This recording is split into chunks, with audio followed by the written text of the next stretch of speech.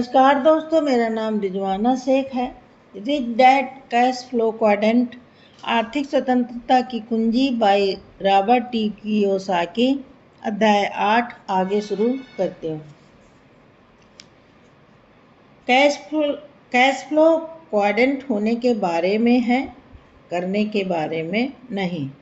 Quadrant के बाएं हिस्से से दाएं हिस्से में कदम बढ़ाना करने के बारे में नहीं, बल्कि होने के बारे में है। बी और आई क्या करते हैं उससे ज़्यादा फर्क नहीं पड़ता। फर्क तो इस बात से पड़ता है कि वे किस तरह सोचते हैं। उनके होने या अस्तित्व के केंद्र में क्या है। अच्छी खबर यह है कि आपको अपनी सोच बदलने के लिए ज़्यादा खर्च करने की ज़रूरत नहीं। दरअसल यह काम मुफ्त में ही हो सकता है। बुरी खबर यह है कि कई बार धन के बारे में उन केंद्रीय विचारों को बदलना मुश्किल होता है जो पीढ़ी दर पीढ़ी हस्तांतरित होते आ रहे हैं, या जिन विचारों को आपने दोस्तों, ऑफिसों या स्कूलों से सीखा है। बहरहाल यह काम किया जा सकता है और यह पुस्तक मुख्य रूप से इसी बारे में है। या वित्तीय स्वतंत्रता की कैसे करें या क्या करें की पुस्तक नहीं है। यह पुस्तक या नहीं बताती कौन से स्टॉक खरीदे जाएं या कौन से म्यूचुअल फंड सबसे सुरक्षित हैं। यह पुस्तक मूलतः आपके विचारों होने को सुदृढ़ करने के बारे में है, ताकि आप ऐसे कार्य करने या कर सकें जो आपको वित्तीय रूप से स्वतंत्रता प्राप्त करने या पाने में सक्षम बनाए। ई के लिए महत्वपूर्ण मुद्दा सुरक्षा है।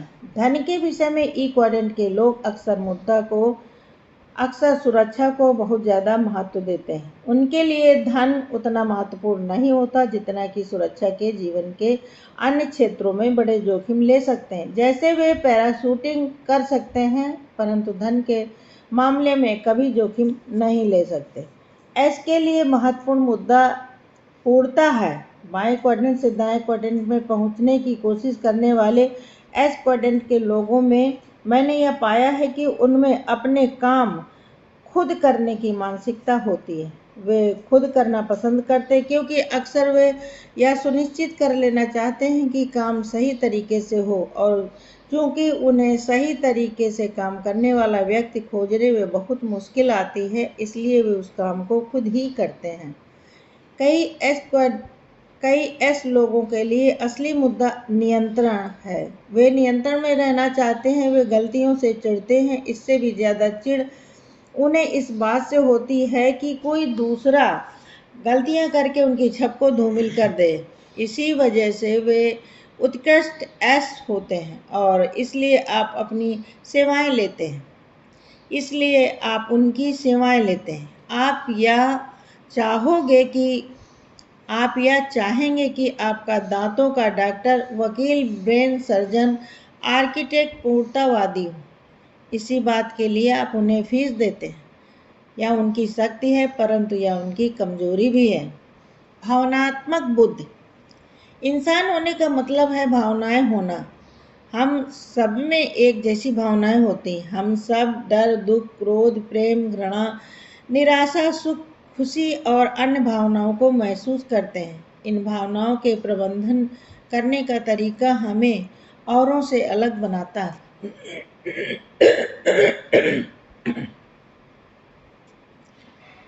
जब धन का जोखिम लेने की बात आती है तो हम सब डरते हैं, यहाँ तक कि अमीर व्यक्ति भी। फर्क यह है कि हम उस डर का सामना किस तरह करते हैं। कई लोगों में मन में यह विचार उत्पन्न होता है, सुरक्षित तरीके से खेलो, जोखिम मत लो। दूसरों के मन में, खास तौर पर दाएं हिस्से के लोगों के मन में धन का जोखिम लेते समय यह विचार उत्पन्न हो सकता है, स्मार्ट तरीके से खेलो, जोखिम का प्रबंधन करना सीखो। वही भाव, अलग विचार, अलग होना, अलग करना, अलग पाना। धन गंवाने का डर। मेरी राय में इंसान के वित्तीय संघर्ष की सबसे बड़ी वजह धन गंवाने का डर है। और इस डर के कारण लोग अक्सर बहुत ज़्यादा सुरक्षित तरीके से काम करते हैं, स्वयं पर बहुत ज़्यादा नियंत्रण कर लेते हैं या अपना धन किसी ऐसे व्यक्ति को दे देते हैं जिसे वे विशेषज्ञ मानते हैं। इसके बाद वे यह उम्मीद तथा प्रार्थना करते हैं कि ज़रूरत पड़ने पर उनका धन उन्हें सही सलामत मिल जाए। अब डर की वजह से आप किसी वित्तीय क्वाड्रेंट में कैद हों तो मैं आपको सलाह देता हूं कि आप डेनियल गोलमैन की इमोशनल इंटेलिजेंस पढ़ लें। इमोशनल इंटेलिजेंस पढ़ लें। अपनी पुस्तक में गोलमैन सदियों पुरानी पहेली को स्पष्ट करते हैं कि स्कूल में बहुत अच्छा शैक्षणिक प्रदर्शन करने वाले बच्चे असली दुनिया में वित्तीय रूप से उतना अच्छा प्रदर्शन क्यों नहीं कर पाते। इसका जवाब देते हुए वे बताते हैं कि भावनात्मक आईक्यू शैक्षणिक आईक्यू से ज़्यादा शक्तिशाली होता है। इसलिए जो लोग जोखिम लेते हैं, गलतियां करते हैं और सफल जाते हैं, वे अक्सर उन लोगों से बेहतर साबित होते हैं जो जोखिम से घबराकर गलतियां ही नहीं करते। बहुत सारे लोग कॉलेज से पास होकर तो निकलते हैं, परंतु जोखिम लेने के लिए भावनात्मक रूप से तैयार नहीं होते। खासकर वित्तीय जोखिम ज़्यादातर शिक्षक इसलिए अमीर नहीं बन पाते क्योंकि वे एक ऐसे माहौल में काम करते हैं जो लोगों को गलतियां करने के लिए सजा देते हैं। इसके अलावा अक्सर वे खुद भी गलतियां करने से डरते हैं। भावनात्मक विचार तार्किक लगते हैं। भावनात्मक विचारों के साथ मूल समस्या यह है कि वे तार्किक लगते हैं। ई क्वाड्रेंट के व्यक्ति के मन में जब डर की भावना पैदा होती है तो वह इस तार्किक विचार का सहारा लेता है, इसे सुरक्षित खेलो, जोखिम मत डालो। बहरहाल आई क्वाड्रेंट के व्यक्ति को यह विचार तार्किक नहीं लगता। एस क्वाड्रेंट के लोगों के सामने जब दूसरे लोगों की कार्यक्षमता पर विश्वास करने का मुद्दा आता है तो उनका तार्किक विचार होता है, मैं इसे खुद कर लूँगा। यह एक प्रमुख कारण है जिसकी वजह से ज़्यादातर एस प्रकार के बिजनेस अक्सर पारिवारिक बिजनेस होते हैं। परिवार में विश्वास का एहसास ज़्यादा होता है। उनके लिए खून निश्चित रूप से पानी से ज़्यादा गाढ़ा होता है। अलग क्वाड्रेंट, अलग तर्क, अलग विचार, अलग कर, अलग लक्ष्य, परंतु भावनाएं वही। भावनाएं हमें इंसान बनाती हैं और अपनी भावनाओं से परिचित होना इंसान होने का एक बड़ा हिस्सा है। हम क्या करते हैं यह इस बात से निर्धारित होता है कि हम व्यक्तिगत रूप से इन भावनाओं पर किस तरह प्रतिक्रिया करते हैं। मैं यह नहीं करना चाहता।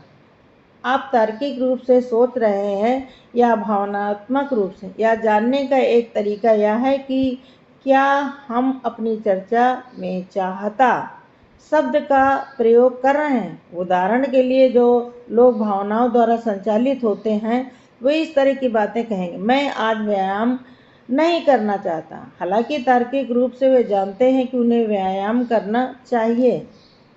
जो लोग वित्तीय रूप से संघर्ष करते हैं वे नहीं समझ पाते कि वे क्या चाहते हैं या फिर वे अपनी चाहत को अपने विचारों पर हावी हो जाने देते हैं। मैं उन्हें यह कहते सुनता हूँ, मैं निवेश के बारे में नहीं सीखना चाहता, इसमें बहुत झंझट है। निवेश करना मुझे ठीक नहीं लगता, मैं यह नहीं करना चाहता।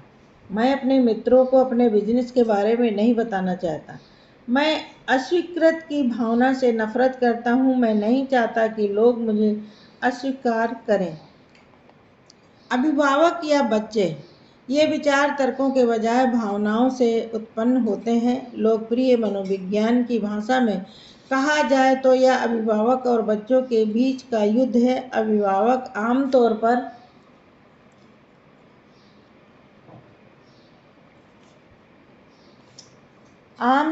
चाहिए में बातें करते हैं। उदाहरण के लिए अभिभावक कहता है तुम्हें अपना होमवर्क करना चाहिए, जबकि बच्चा चाहने के बारे में बातें करता। होमवर्क करने की बात पर प्रतिक्रिया करते हुए बच्चा कहेगा, परंतु मैं इसे नहीं करना चाहता। वित्तीय रूप से आपके भीतर का अभिभावक खामोशी से कह सकता है तुम्हें अधिक धन बचाना चाहिए, परंतु आपके भीतर का बच्चा जवाब देगा परंतु मैं छुट्टियां मनाने जाना चाहता हूँ, इसमें जो खर्च होगा उसे मैं क्रेडिट कार्ड से उधार ले सकता हूँ। आप वयस्क कब होते हैं? बाएं क्वाड्रेंट से दाएं क्वाड्रेंट में जाने के लिए हमें वयस्क होने की ज़रूरत है। हम सबको वित्तीय रूप से बड़े होने की ज़रूरत है। अभिभावक या बच्चे होने के बजाय हमें धन, काम और निवेश को वयस्कों की तरह देखने की ज़रूरत है। और वयस्क होने का अर्थ यह जानना है कि आपको क्या करना है और फिर उस काम को सही तरीके से पूरा करना है, भले ही आप उसे ना करना चाहते हों।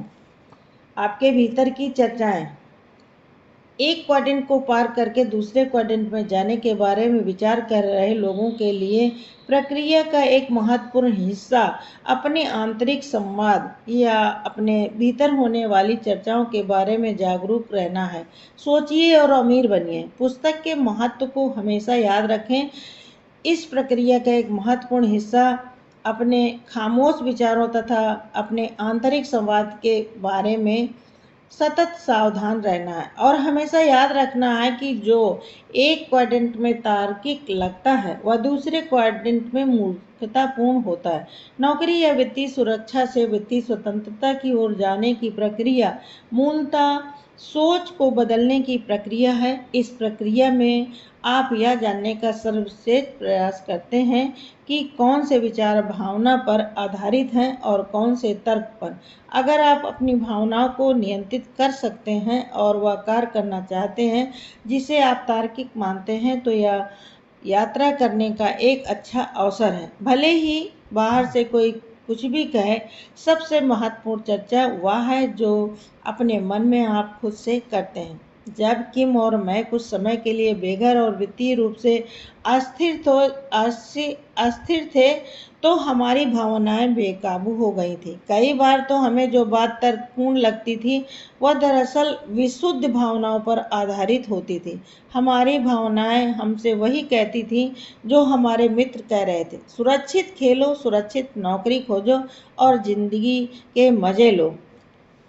परंतु तार्किक रूप से हम दोनों सहमत थे कि सुरक्षा के बजाय स्वतंत्रता हासिल करना ज़्यादा महत्वपूर्ण विचार है। जब हम वित्तीय रूप से स्वतंत्र बनने की कोशिश कर रहे थे तो हम जानते थे कि इसके बाद हमें ऐसी सुरक्षा मिल जाएगी जो नौकरी में कभी नहीं मिल सकती। इसमें हमें समझदारी दिखती थी, मगर राह में बाधा सिर्फ एक थी, हमारी भावनाओं द्वारा उत्पन्न विचार। ये विचार तार्किक नजर आते थे, परंतु दीर्घकालीन दृष्टि में उनमें समझदारी नहीं दिखती थी। अच्छी बात यह थी कि जब हम इन विचारों के पार निकल गए तो वे लौट कर नहीं आए और जिन नए विचारों को हम चाहते थे वे हमारा यथार्थ बन गए, यानी बी और आई क्वाड्रेंट के विचार। इसी वजह से आज जब कोई व्यक्ति नीचे लिखी बातें कहता है तो मैं उसकी भावनाओं को समझ सकता हूँ। मैं जोखिम नहीं ले सकता, मुझे अपने परिवार के बारे में सोचना है, मुझे एक सुरक्षित नौकरी करनी होगी या धन कमाने के लिए धन होना चाहिए, इसलिए मैं निवेश नहीं कर सकता या मैं इसे खुद करूँगा।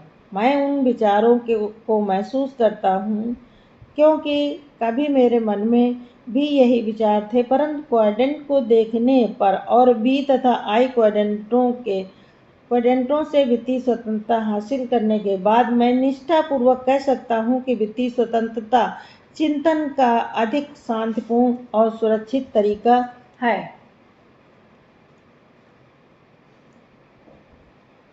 ई और बी के बीच अंतर। केंद्रीय भावनात्मक जीवन मूल्यों की भिन्नता से अलग अलग दृष्टिकोण उत्पन्न होते हैं। बिजनेस के मालिक और कर्मचारियों के बीच संप्रेषण का संघर्ष अक्सर इसलिए होता है क्योंकि दोनों के भावनात्मक जीवन मूल्यों में अंतर होता है। ई और बी के बीच हमेशा संघर्ष होता है क्योंकि एक अधिक तनख्वाह चाहता है जबकि दूसरा अधिक काम चाहता है। इसलिए हम अक्सर सुनते हैं, मैं बहुत ज़्यादा काम करता हूँ परंतु मेरी तनख्वाह बहुत कम है। और दूसरे हिस्से में हम अक्सर सुनते हैं, हम उन्हें प्रेरित करने के लिए क्या कर सकते हैं ताकि कम तनख्वाह में ही वे ज़्यादा मेहनत करें और ज़्यादा निष्ठावान बने। बी और आई के बीच अंतर। बिजनेस चलाने वाले बी और बिजनेस के निवेशकों यानी शेयर होल्डर्स आई के बीच भी हमेशा तनाव बना रहता है। एक कंपनी के कामकाज को बढ़ाने के लिए ज़्यादा धन चाहता है, जबकि दूसरा ज़्यादा डिविडेंड चाहता है। शेयर होल्डरों की मीटिंग में इस तरह की चर्चा हो सकती है। कंपनी मैनेजर्स, हमें एग्जीक्यूटिव्स के लिए एक प्राइवेट जेट की आवश्यकता है ताकि वे अपनी मीटिंग में जल्दी से पहुंच सकें। निवेशक, हमें एग्जीक्यूटिव कम करने की आवश्यकता है, फिर हमें प्राइवेट जेट की आवश्यकता नहीं पड़ेगी। एस और बी के बीच अंतर। बिजनेस सौदे में मैंने अक्सर देखा है कि कोई प्रतिभाशाली एस जैसे कोई वकील किसी बी या बिजनेस मालिक के लाखों करोड़ों डॉलर का कोई सौदा करता है। जब सौदा पूरा हो जाता है तो वकील मन ही मन विचलित हो जाता है, क्योंकि बी ने लाखों कमाए हैं जबकि एस को सिर्फ प्रति घंटे की दर से भुगतान हुआ है। उनके शब्द इस तरह लग सकते हैं। वकील, सारा काम मैंने किया और सारा पैसा उसने कमाया। बी, उन लोगों ने कितने घंटे बिल भिजवाया, जितना पैसा उन्होंने मांगा है उतने में तो हम उनकी पूरी कानूनी फर्म खरीद सकते हैं। ई और आई के बीच का अंतर। एक और उदाहरण एक बैंक मैनेजर का है जो किसी निवेशक को रियल एस्टेट खरीदने के लिए कर्ज देता है। निवेशक लाखों डॉलर कमाता है जो कर मुक्त होता है, जबकि बैंकर को सिर्फ तनख्वाह मिलती है जिस पर भारी टैक्स लगता है। यह ई और आई के बीच का एक उदाहरण है जिसकी वजह से अक्सर छुटपुट भावनात्मक प्रतिक्रिया देखने को में आ सकती है। ई कह सकता है, मैंने उसे कर्ज दिया और उसने धन्यवाद तक नहीं दिया। शायद वह यह नहीं जानता कि हम उसके लिए कितनी कड़ी मेहनत करते हैं। आई कह सकता है, वे लोग बहुत शक करते हैं, सिर्फ एक छोटा सा लोन लेने के लिए हमें कितनी सारी फालतू की कागजी कार्रवाई करनी पड़ती है। भावनात्मक रूप से अस्थिर विवाह। मैंने एक ऐसा विवाह संबंध देखा जो मेरी राय में भावनात्मक दृष्टि से सबसे ज्यादा अस्थिर था। पत्नी पक्की ई थी, वह नौकरी और वित्तीय सुरक्षा में विश्वास करती थी। दूसरी ओर पति खुद को हवा में उड़ने वाला आई मानता था। वह सोचता था कि वह कुछ समय बाद वॉरेन बफे जितना बड़ा निवेशक बन जाएगा। हकीकत तो यह थी कि वह एस यानी सेल्समैन था और कमीशन के आधार पर काम करता था। बहरहाल अंदर से वह दीर्घकालीन जुआरी था।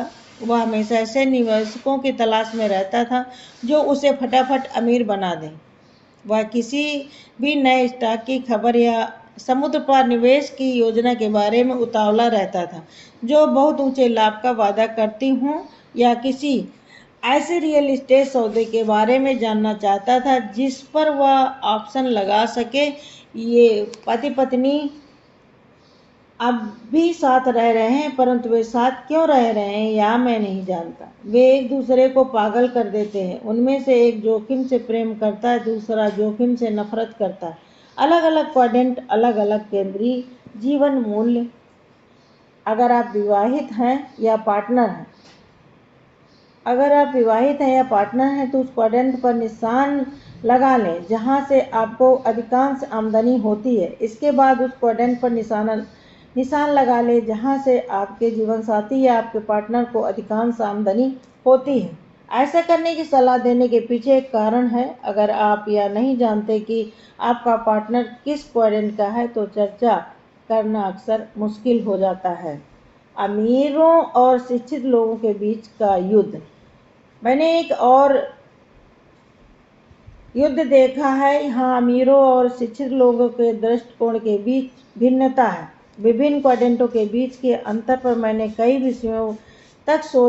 वर्षों तक शोध किया है। इस दौरान मैंने अक्सर बैंकरों, वकीलों, अकाउंटेंटों और अन्य लोगों को भुनभुनाते हुए सुना है कि वे शिक्षित होने के बावजूद कम कमा रहे हैं, जबकि तथाकथित कम शिक्षित व्यक्ति जमकर कमाई कर रहा है।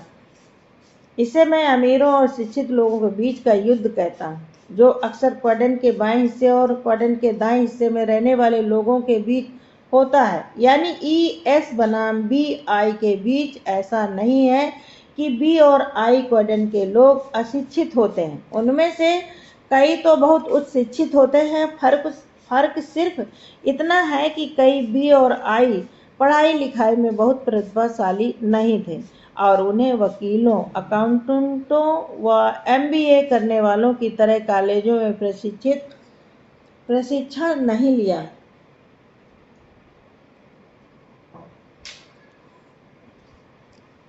आप में से जिन लोगों ने मेरी पुस्तक रिच डैड पुअर डैड पढ़ी है, वे जानते हैं कि यह शिक्षित लोगों और अमीरों के बीच के संघर्ष के बारे में।